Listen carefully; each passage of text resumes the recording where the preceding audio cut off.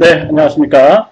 정인태의 발달, 교육, 재활, 심리 이야기입니다. 네, 제가 학문적으로 관심을 갖고 있는 영역이에요. 아동 발달, 그리고 교육, 재활, 그리고 심리에 관련된 이야기입니다. 오늘은 자폐증 아동의 사회성 발달에 대해서 말씀을 드리도록 하겠습니다. 이 자폐증 아동들이 이제 발달이 지연이 되는데, 인지라든지 언어적인 장애가 비교적 덜 나타나고 있는 아스퍼거 증후군 얘기를 들어보셨을 겁니다.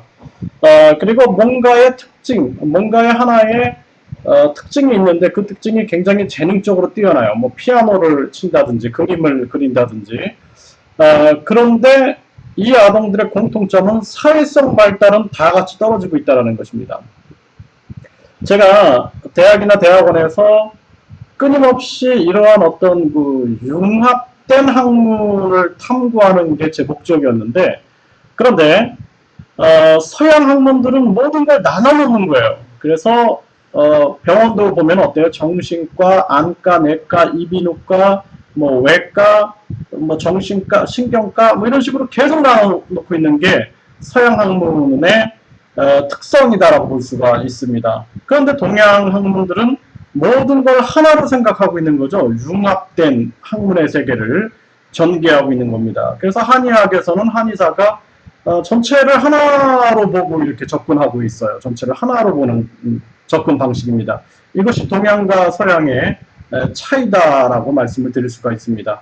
근데 우리는 안타깝게도 나라를 빼앗겼어요. 일본에게 나라를 빼앗기면서 우리는 갑자기 우리의 전통과의 단절이 돼버렸습니다.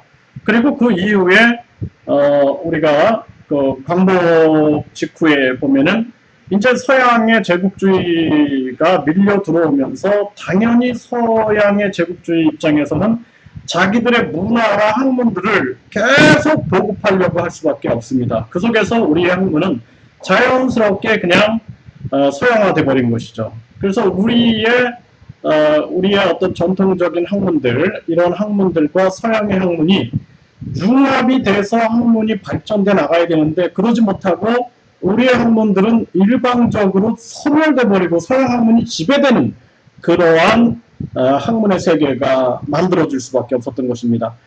제가 그 말씀을 드렸어요. 지난 시간에도 대학교를 6개를 졸업을 했다 그랬어요. 6개를 졸업을 하고 대학원에서 석사 과정을 3개를 공부를 해보고 박사 과정을 공부해 보니까 전부 다 보면은 정말 뭐 한국의 전통을 다루는 그런 뭐 한국의 전통 뭐 사상 이런 거 외에는 서양 학문이 다 지배하고 있어요. 그냥 서양 학문이 뭐 발달, 교육, 재활, 심리 다 마찬가지입니다. 그냥 서양 학문이 지배되고 있는 거예요. 그래서 제가 느꼈던 게 뭐였냐면은 대한민국은 서양 학문에 포박당한 포로인가 이런 게 저의 회의였거든요. 굉장한 회의였습니다. 그래서 제가 계속 대학원을 다니면서도 회의를 너무 많이 느꼈던 게, 뭐 영어로 된 책을 주시고 그거를 계속 번역해 와서 발표하는 것만 시키고 있는 거예요, 교수님이. 그래서 제가 그러니까 이 학생들이 그 대학원 박사과정 학생들이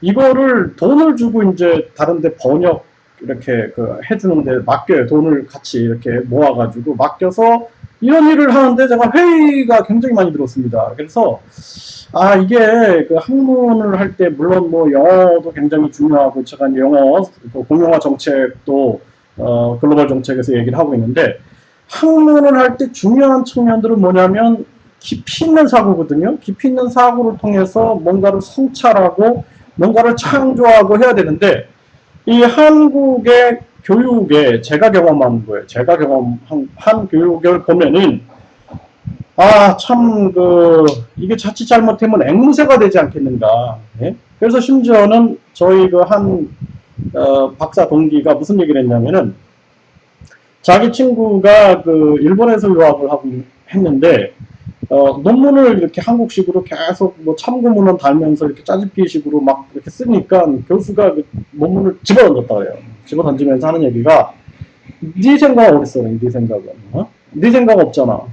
짜집기 하는 거야 지금 이렇게 했다 그래요.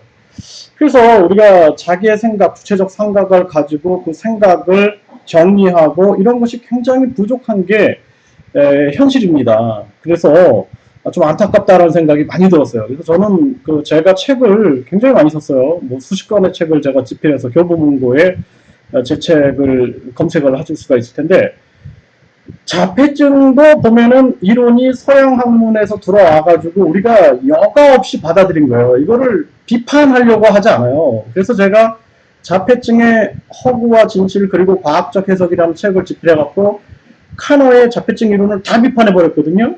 그러니까 총장님이 웃으면서 한국인이 미국도 하지 못한 일을 한다 그러면 누가 믿겠는가 이렇게 웃으면서 나가시길래 제가 문 총장님 한국인이라는 것이 태생적 한계입니까? 이렇게 제가 반문을 했던 적이 있어요. 그래서 참 안타깝습니다. 참 안타까운 현실이고요. 네, 그래서 자폐증 아동의 사회성 발달이 왜 그러면 사회성 발달이 지체가 됐는가는 본질적인 측면을 설명하지 못하고 있는 거예요. 본질적인 측면을. 그것이 우리 학문의 이제 한계입니다. 그래서 제가 연구한 자료를 제가 같이 좀 보겠습니다. 자, 여기 보면은 사회성이라는 것이 이렇게 제가 정리를 했어요. 이거를 제가 이제 이게 왜 그럴까를 보니까 우리는 인지, 정서, 언어, 행동, 사회성을 같은 영역에 두고 공부를 시키고 있는 거예요. 그래서 그게 유아교육에서는 요 인지발달 영역, 정서발달 영역, 행동발달 영역, 언어발달 영역, 사회성 발달 영역 이렇게 하고요. 치료 분야에서는 사회성 치료, 사회치료, 사회성 치료, 언어치료, 행동치료, 정서치료, 인지치료 이렇게 나가고 있는 거예요. 이렇게. 그래서 또 장애학 입장에서는 인지장애, 정서장애, 행동장애, 언어장애, 사회성장애 이거 같은 레벨로 놓고 학문을 펼쳐나가고 있는 거예요. 그게 아니다라는 거죠. 기초 영역이 있는 거예요. 기초 영역은 인지, 정서, 기억입니다. 인지, 정서, 기억이 기초 영역이 되는 거예요. 이게 이제 MBPA 과학에서 이걸 잘 설명하고 있는데 인지와 정서와 기억은 다 뇌세포들의 활동으로 인해서 만들어지고 있는 것입니다. 그리고 인지와 정서와 기억이 언어와 행동으로 표현되는 거예요. 말 속에 뭐가 있어요? 자기의 인지, 생각이 있고 자기의 감정, 정서가 있고 자기의 기억이 있는 겁니다. 우리가 기억을 말하고 생각을 말하고 감정을 말하는 거죠. 행동 어때요? 행동? 기억을 행동으로 옮기고 생각을 행동으로 옮기고 감정을 행동으로 옮기는 거죠. 그러니까 이게 중간 영역이 되는 거예요. 기초 영역, 중간 영역. 그 다음에 사회성은 상위 영역이 되는 거예요. 상위 영역. 사회성 안에 다 포함되는 거예요. 사회성 안에 자 인지, 정서, 기억, 언어, 행동이 다 포함되어 있는 겁니다. 그래서 예를 들어서 사회적 관계를 맺기 위해서는 언어와 행동으로 관계를 맺죠. 또 이 언어와 행동은 인지, 정서, 기억으로 관계를 맺게 되는 거죠. 그렇죠? 그렇게 되면은 우리가 가장 중요한 측면들은 뭐냐면은 이 사회성이 발달되기 위해서는 이 5가지 영역에 어떤 것에 문제만 있어도 사회성에 문제가 생기는 거예요. 그래서 인지에 문제가 있다 그러면 사회성에 문제가 터지죠. 기억에 문제가 있어요. 사회성에 문제가 터지죠. 정서에 문제가 있어요. 사회성 문제 터지죠. 행동에 문제 있어요. 사회성 문제 터지죠. 언어에 문제 있어요. 사회성 문제가 터지게 되는 것입니다.